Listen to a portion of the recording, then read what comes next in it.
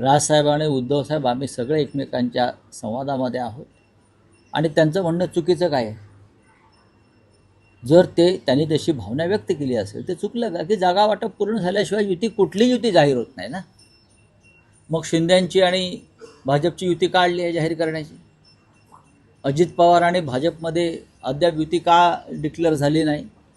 आमच्यामध्ये ही सगळ्या प्रक्रिया पूर्ण झालेल्या आहेत, एवढंच मी सांगू शकतो. आज ठाकरे बंधूंच्या राजकीय युतीची अधिकृत घोषणा होते आहे की अजूनही काही काळ कार्यकर्त्यांना वाट पाहावी लागेल? कशाला वाट? कार्यकर्त्यांनी युती स्वीकारलेली आहे. असं की महाराष्ट्र नवनिर्माण सेना आणि शिवसेना यांच्यातल्या युतीविषयी कोणाच्या मनात संभ्रम नाही आहे आणि कार्यकर्त्यांच्या मनात तर अजिबात नाही. मुंबईसह अनेक महानगरपालिकेत शिवसेना आणि महाराष्ट्र नवनिर्माण सेनेचे कार्यकर्ते एकत्र येऊन कामाला लागलेले आहेत. दोन्ही पक्षांकडून तशा सूचना गेलेल्या आहेत आणि सूचना जाण्यापेक्षाही आधी जे कार्यकर्त्यांमध्ये जो उत्साह आणि मनोमिलन झालेलं आहे ते आम्ही स्वतः अनुभवतो आहोत. बघा की ही युती जी आहे, शिवसेना उद्धव ठाकरे आणि महाराष्ट्र नवनिर्माण सेना यांच्यामध्ये युती तर झालेलीच आहे, फक्त जागा वाटपावर शेवटचा काल रात्री पूर्ण झाला. आता राज आणि उद्धवजी यांनी एकत्र येऊन या संदर्भात जो काही जागा वाटपाचा फॉर्म्युला किंवा इतर काही गोष्टी आहेत त्या संदर्भात त्यांना घोषणा करणं तेवढं बाकी आहे. आता ती आज करायची संध्याकाळी की उद्या याच्यावर आम्ही आता निर्णय घेऊ. पण आजपासून नॉमिनेशन म्हणजे उमेदवारी अर्ज भरण्याची सुरुवात झाली आहे, खरं आहे.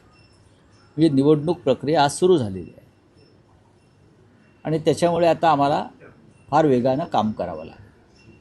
नाशिकमध्ये चर्चा आटपलेली आहे, पुण्यामध्ये विषय संपलेला आहे, कल्याण डोंबिवलीतला विषय संपलेला आहे, ठाणे आणि मीरा भाईंदरलासुद्धा हा विषय आम्ही जागा वाटपाचा संपवल्यामुळे आता इतक्या 7-8 महानगरपालिकांचं काम करताना थोडा वेळ लागतो. त्यात विषय मुंबई महानगरपालिकेचा. दोन्ही बाजूच्या कार्यकर्त्यांच्या भावना समजून घेतल्या पाहिजेत.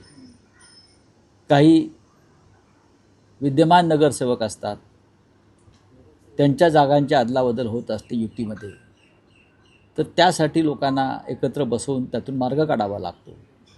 तर या सगळ्या गोष्टी जवळजवळ पूर्ण झालेल्या आहेत. या सगळ्या प्रक्रिया पूर्ण झालेल्या आहेत.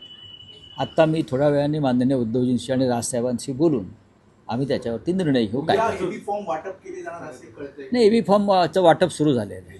त्याचबरोबर तुमचं एक आज सकाळी ट्विट आलेलं आहे, त्या ट्विटमधून नेमका अर्थ काय तुम्हाला बोलायचं आहे ते समजत नाही. काय तुम्ही सांगा ना, नाही सांगा ना.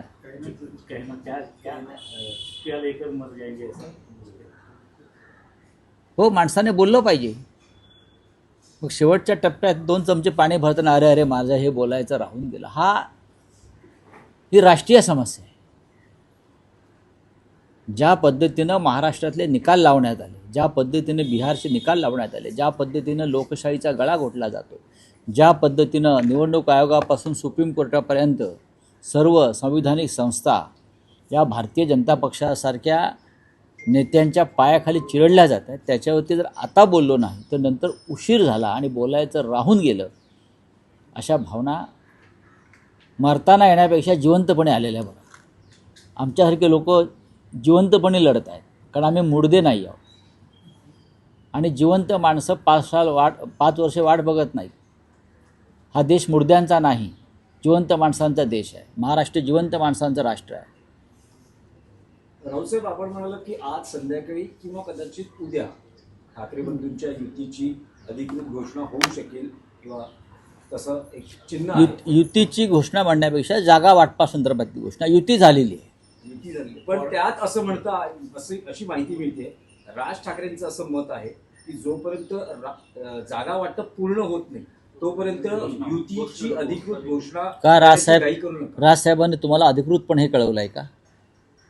मला वाटतं नाही.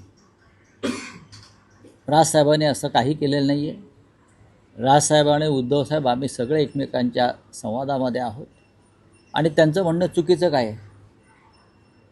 जर त्यांनी तशी भावना व्यक्त केली असेल ते चुकलं का? की जागा वाटप पूर्ण झाल्याशिवाय युती, कुठली युती जाहीर होत नाही ना. मग शिंद्यांची आणि भाजपची युती काढली आहे जाहीर करण्याची. अजित पवार आणि भाजपमध्ये अद्याप युती का डिक्लेअर झाली नाही?